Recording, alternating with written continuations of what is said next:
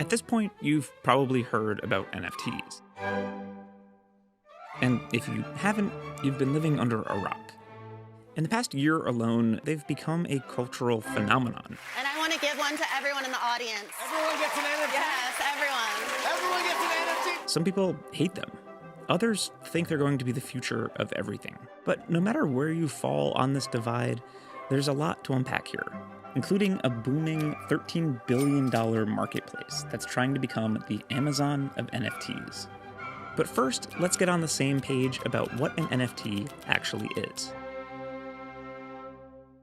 Essentially, an NFT is a one-of-a-kind digital file, like these here Bored Apes. But it could also be a photo or a song. Largely, they are digital files stored somewhere on the internet. Mitchell Clark is a news writer at The Verge, and he wrote The Verge's NFT Explainer. He helped me, who, until a few weeks ago, knew little to nothing about NFTs, grasp the subject a little bit better. Most of what people think of as an NFT are actually the digital files, not what the NFT actually is. So the NFT is the record on the blockchain that stores the information about that digital file, who created it, who linked it to the blockchain, and then who bought it and who has owned it throughout its history. And that is what the actual NFT is.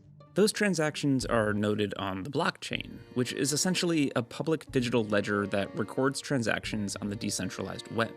The fact that all the changes are made publicly and there are so many computers working on validating them all at once makes it really difficult to hack or cheat the system. Talk to me a little bit just about like some of the most ridiculous NFTs that you've seen during your reporting. There's so many. I think the first one that I thought was Logan Paul did trading cards of NFTs. You'll find just things that look like they were done in paint by a child, which generally people don't buy those. Like, let's be clear. Just because you put an NFT up for sale doesn't mean that people are going to buy it. And then there's been the ones that are just downright offensive, like they're capitalizing on civil rights icons or artists who are now passed away. It's just like, I don't like that very much at all. I mean, on the flip side, have there been any that you've seen and you're like, that's actually like, if I had $100,000 to spend, I might actually buy that? I don't think that there are any of the art ones that I've been particularly interested in, but I have kind of enjoyed some of the programmatic ones. This includes NFTs that actually get you something a bit more tangible than just an entry on a blockchain, such as video games or even access to elite members-only clubs. And there are even more sentimental NFTs. There's also kind of a heartwarming story of these two cryptocurrency exchange employees who got married and they had an NFT wedding ring. Like their wedding ring was written to the blockchain. I thought that was cute. This is all well and good, but how exactly do you give someone $69 million for a JPEG on the blockchain?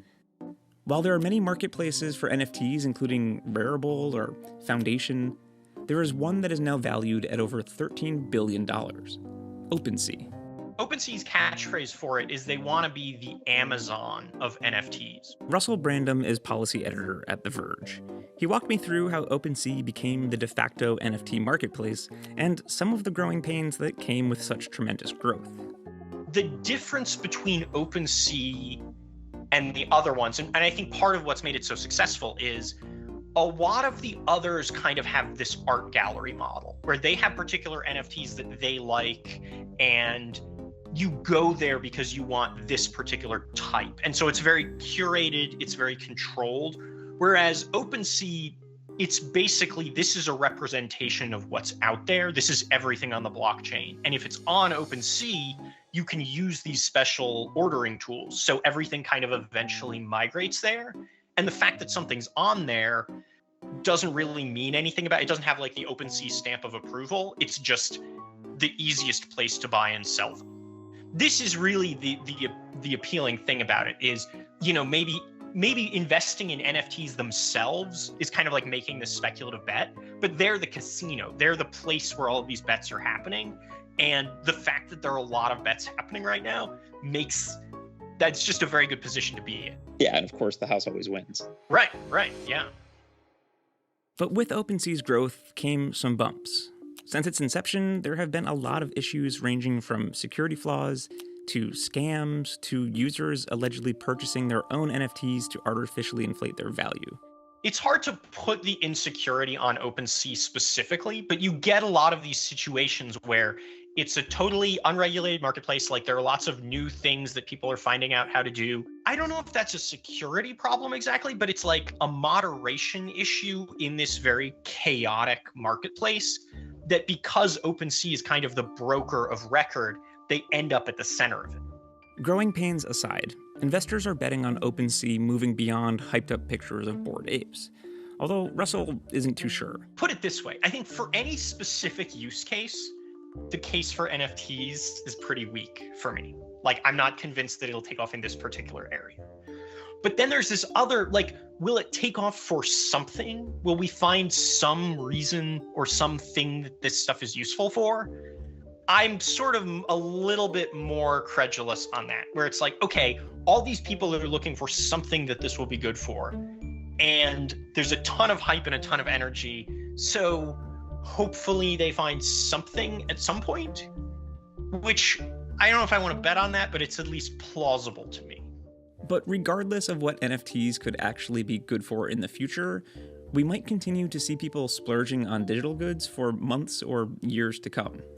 Do you think it had anything to do with the pandemic and people just being stuck at home and, just not spending their money on normal other things that they normally would have been spending it on?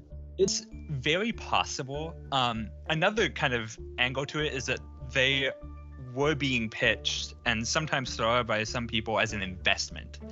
And everyone had a rough 2020 and we're all trying to get to a better place. And if there's some possible way that we can do that using this NFT, like we buy an NFT and we can flip it in 4 months for so much money, what if we could sell $1 million NFT? That would be life-changing for almost everyone. So it's a little bit of, it might be a little bit of, wow, this is an interesting thing coming along. That's kind of hard to understand technically. So you can get caught up in the sales pitch of it. And then also kind of the gambling aspect of this thing could soon be worth millions of dollars if you're lucky. And for some people, it has worked out that way, which only throws more fuel on the fire. With you, Russell, I assume the answer is going to be no. But are there any NFTs that you've seen where you've actually said, yeah, this could actually be kind of fun to own? No.